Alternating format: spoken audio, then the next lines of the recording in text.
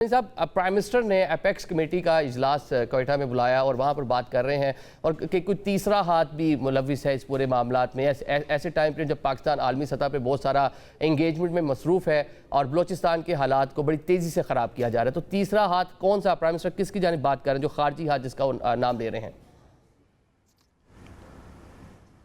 देखिए जी, सबसे पहले मैं ये उम्मीद करता हूँ, बल्कि पूरे बलूचिस्तान की आवाम ये उम्मीद करता है कि प्राइम मिनिस्टर साहब जब तशरीफ़ लाएँ, सिर्फ इस चीज़ को वाज़े करने के लिए तशरीफ़ नहीं लाए कि तीसरा हाथ है, कुछ ठोस इक़दामात लेने के लिए तशरीफ़ लाए। हमें सबको पता है और ये कोई ढकी छुपी बात नहीं है कि जो तंजीमें हैं नाम नहाद, चाहे वो BLA की शक्ल में हो, BLF की शक्ल में हो, ये जो ग्रोह है मुसल्ला, इनके जो रूट्स हैं वो कहाँ पे हैं? अफ़गानिस्तान, इंडिया। क्लियरली हमने जब जब देखा कि पाकिस्तान डिप्लोमेटिक फ्रंट्स पे वो एक्सीलेंस दिखाता है, तो तब जो है हमारे जो नेबरिंग कंट्रीज़ हैं उनको तकलीफ़ होती है, और वो जो तकलीफ़ का रिज़ल्ट होता है वो हर वक्त या तो KP में होता है या बलूचिस्तान में होता है। इस दफ़ा हमने देखा जब हमारे प्राइम मिनिस्टर साहब और CDF साहब ने नेगोशिएट किए ईरान और US टॉक्स को, तो उसमें हमने देखा कि हर वक्त जो है पाकिस्तान का जो इंटरनल पीस है उसको सबदाज करने की कोशिश की बलूचिस्तान के शक्ल में। और मैं समझता हूँ कि हमें चाहिए कि हम जो है हर वक्त उनके सरों को काटते हैं, हमें चाहिए कि हम रूट्स तक पहुँचें, और हम सबको पता है कि रूट्स अफ़गानिस्तान और इंडिया में है। ठीक है सर साहब, उन्हें के रूट्स की बात कर रहे हैं कामिल मुर्तज़ा साहब के रूट्स को हमने ख़त्म करना है, लेकिन ये बलूचिस्तान का मसला आज का नहीं है, दहाइयों से वहाँ पर एक ग्रेट गेम खेली जा रही है। अब कुछ न्यू जो प्लेयर्स हैं वो भी उसके अंदर एक्टिव हो गए हैं, तो इस पूरी सूरत हाल को कैसे काउंटर कर सकती है पाकिस्तानी रियासत?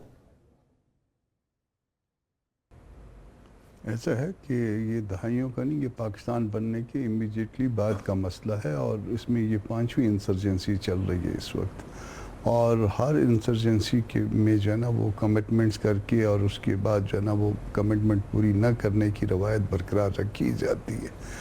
इस वक्त भी जो आप कह रहे हैं कि इंडिया भी इन्वॉल्व है, इस वक्त आप कहते हैं अफ़गानिस्तान भी है, इसराइल का नाम भी लिया जा रहा है, कुछ और नाम भी है जो नहीं लिए जा रहे। आप दुरुस्त कह रहे होंगे, क्योंकि जो अदारे होते हैं वो हमारी आंखें, हाथ होते हैं, कान होते हैं, मगर वो इसमें इस बात के साथ इसको रिलेट करना कि चूँ जमाल साहब की बात मुझे समझ में नहीं आई कि चूँकि हम जो है ना ये कर रहे हैं, हम दुनिया के फ्रंट पे हम ये कर रहे हैं, इसलिए जो है ना हमारे साथ बलूचिस्तान में ये हो रहा है, ये मुझे एक डाइजेस्ट नहीं हो रही है बात। एक प्रूडेंट माइंड को, जब आप अच्छा काम कर रहे होते हैं, जब आप नेकी बो रहे होते हैं, तो उसके जवाब में सिर्फ नेकी उगनी चाहिए। आप अगर नेकी बो रहे हैं ईरान के लिए भी, अमेरिका के लिए भी, गल्फ़ के लिए भी, तो अगर इंडिया उसकी या अफ़गानिस्तान उसमें जो है वो बुराई कर रहा है, तो ये सारे मुल्क मिल के उसके पीछे पड़ जाने चाहिए कि जनाब वो हमारे साथ नेकी कर रहा है और आप लोग जो है ना इस तरह से कर रहे हैं। तो इसका मतलब है कहीं ना कहीं पे कोई ना कोई बात जो है वो ऐसी दुरुस्त नहीं है, या फिर आपके राब्ते या मामलात आपके दुरुस्त नहीं हैं, उनका दुरुस्त किया जाना ज़रूरी है। ये वो बात करिए जो बात जो है ना एक आम फहम आदमी को समझ आ जाए।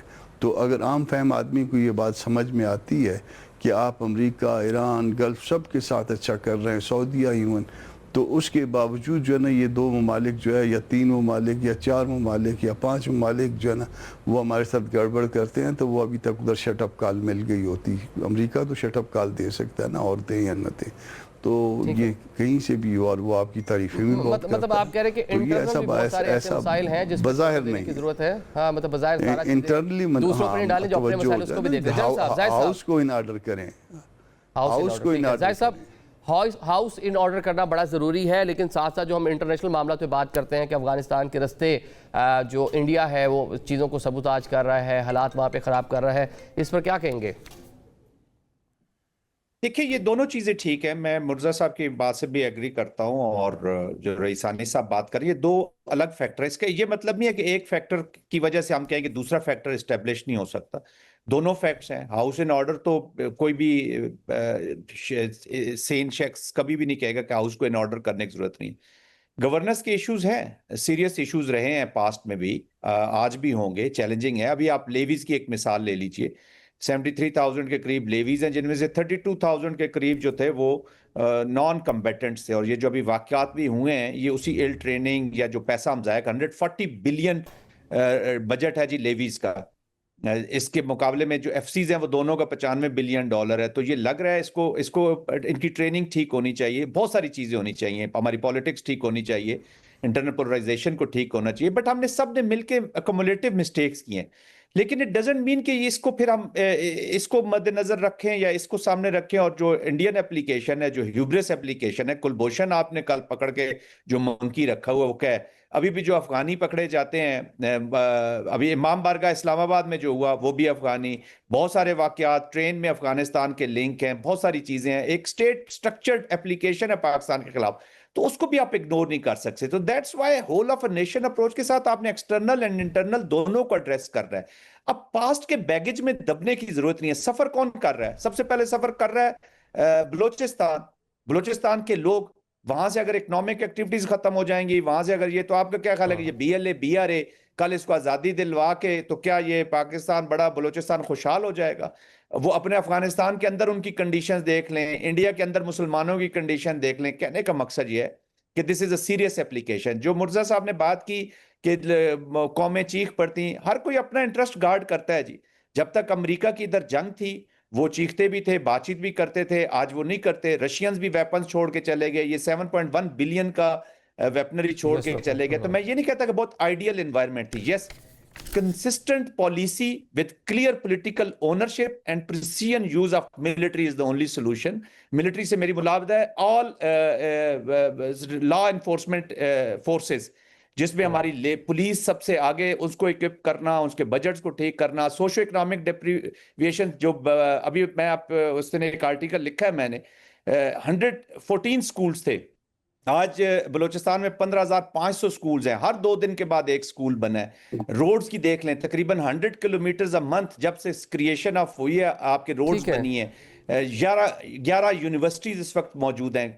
तो बहुत काम हुआ भी है, लेकिन काम हुआ भी है, लेकिन जब महरूमिया और जो जवाब हम देखते हैं कि पैदा किया जाता है, लोग जिस पर बात करते हैं कि उस तरह से उनको हकूक नहीं मिले, इसको बुनियाद बनाकर वहाँ पे सारी इंसर्जेंसी और बहुत सारी चीज़ें होती हैं। वो डायलॉग जो है वो कह रहे बड़ा ज़रूरी है, और वो एक ऐसा कि कंस्ट्रक्टिव डायलॉग हो। पॉलिसीज़ की बात कर रहे हैं कि लॉन्ग टर्म पॉलिसीज़ हों। देखिए जी, सबसे पहले हमें ये डाइजेस्ट करना होगा, और हम बार बार मैं अनफॉर्चुनेटली हम क्यों भूलते हैं कि बलूचिस्तान की एक स्ट्रेटेजिक लोकेशन है, एक स्ट्रेटेजिक पोजीशन है, रिसोर्सेज हैं, हर चीज़ हैं।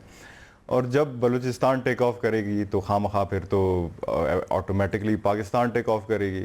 और कुछ ऐसे अनासिर हैं एक्सटर्नली जो कि नहीं चाहते कि पाकिस्तान टेक ऑफ करे, तो they hit the nucleus of where Pakistan can take off, number 1।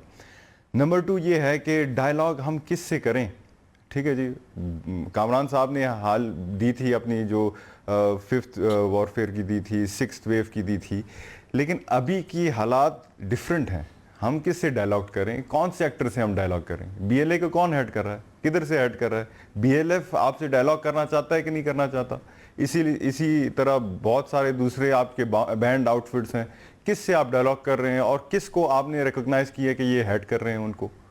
ये पहले आप कहते थे बरामदाग से डायलॉग करें, अभी बरामदाग रेट है उसका ये नहीं। पहले आप कहते थे हरबयार मरी से डायलॉग करें, हरबयार मरी कौन सी तंजीम को हेड कर रहा है?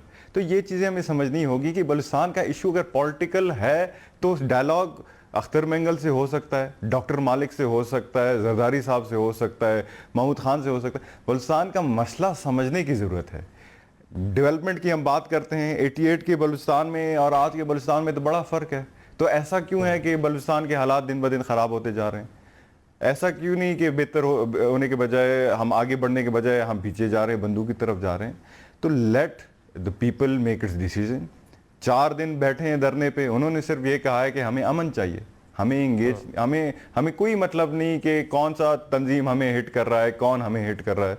हमें सिर्फ और सिर्फ अमन चाहिए ताकि हमारा ख्वाहिश है कि अमन हो, रोज़गार हो, कारोबार हो बलूचिस्तान में ना।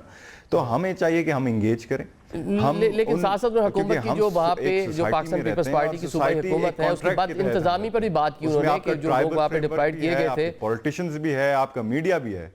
हाँ, लेकिन जो धरने पे बैठे हुए लोग थे उन्होंने हुकूमत से भी शिकवा किया ना कि हुकूमत की भी बदइंतजामी थी, वहाँ पे बहुत सारी चीजें पीछे से बैकअप मिल सकता था जो नहीं मिला। ये चले हुकूमत का फर्ज एक बनता ब्रेक ले है। लेते हम हैं। अगर ये कहें कि हुकूमत ठीक है, हुकूमत ट्राई कर रही है, हुकूमत का फर्ज बनता है कि अपने सिटीजन को वो प्रोटेक्ट करे। वॉरफेयर और लॉफेयर, वॉरफेयर आपका सिक्योरिटी फोर्सेस करते हैं और लॉफेयर जो गवर्नेंस है, जो कि लेजिटिमेसी लाता है, वो आपका गवर्नमेंट करता है। ऐसी भी कोई बात नहीं है कि गवर्नमेंट नहीं करी, कोशिश कर रही है, लेकिन बलूचिस्तान के डेमोग्राफिक्स अलग हैं। लेकिन मसले के हद तक हम अभी तक नहीं पहुंचे। ये जो आज हम कब तक देते रहेंगे, उसका जियोग्राफिया, उसका टेरेन, ये सारी चीजें हम कब तक वैसे बताते रहेंगे। सारी सियासी बातें वहाँ पे हुकूमतें कर चुकी हैं, अब यही जवाब देते रहेंगे। वहाँ पे जो लेवीज है उसका जो मामला है, उसके अंदर घूस जो लोग हैं तनख्वाहें ले रहे हैं, ड्यूटी आ रही है, सारे के सारे मामला तो सूबाई हुकूमत के अपने देखने को है ना। चले एक ब्रेक लेते हैं, ब्रेक के बाद बातचीत का सिलसिला जारी रहेगा।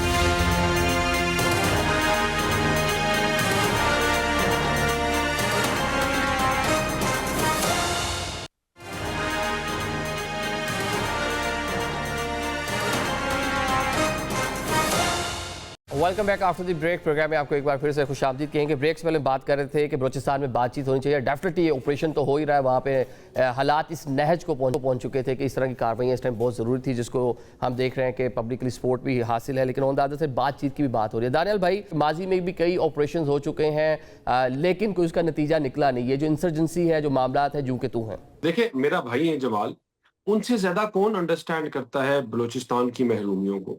उनसे ज्यादा उनके पूरे खानदान ने जिस तरह सफर किया, उन्होंने अपने वालिद का जनाजा अपने हाथों से उठाया। छोटा सा बच्चे थे, he was a child then।